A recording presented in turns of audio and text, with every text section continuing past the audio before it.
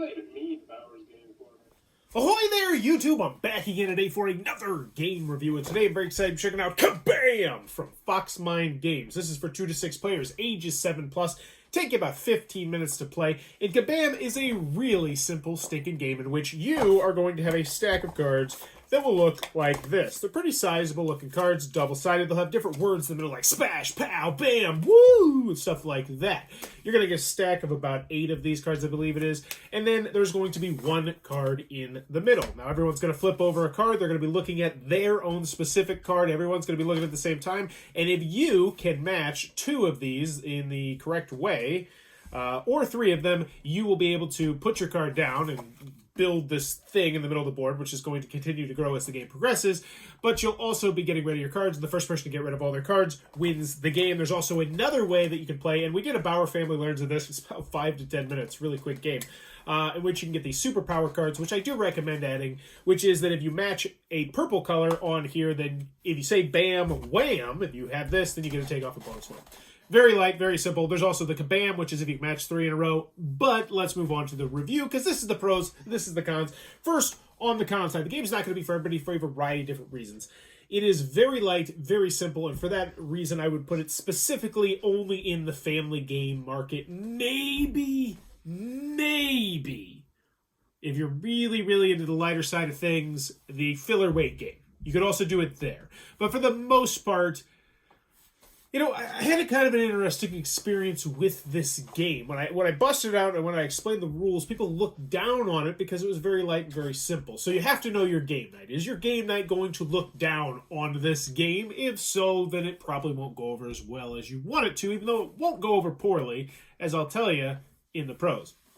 Continuing on with the cons, you know, there's not much meat here. I explained every single thing. It's just you have cards, you flip them over, and then you try and match cards. And if you do it right, then you get rid of your cards. If you mess up, you take a penalty card. And that's it. It's repetitive. Same thing over and over and over again.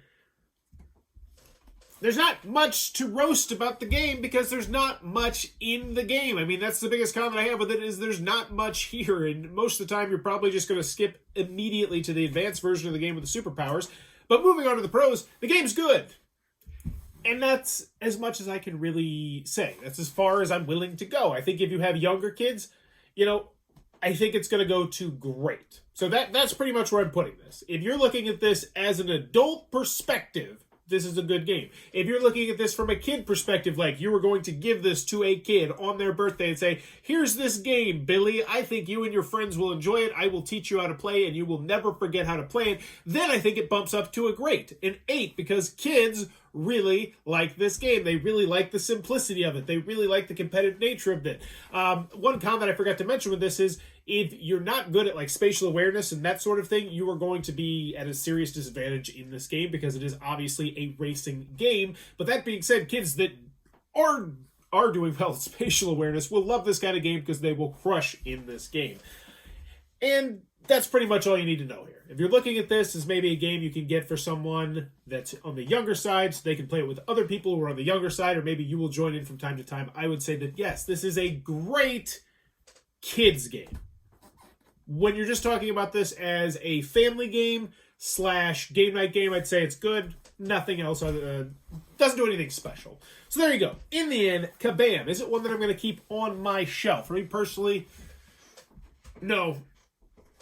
I look over here. I have this whole huge shelf. You want me to take it? I'll take you to my shelf right now. This whole huge shelf of literally nothing but children's games. Just children's games and children's games.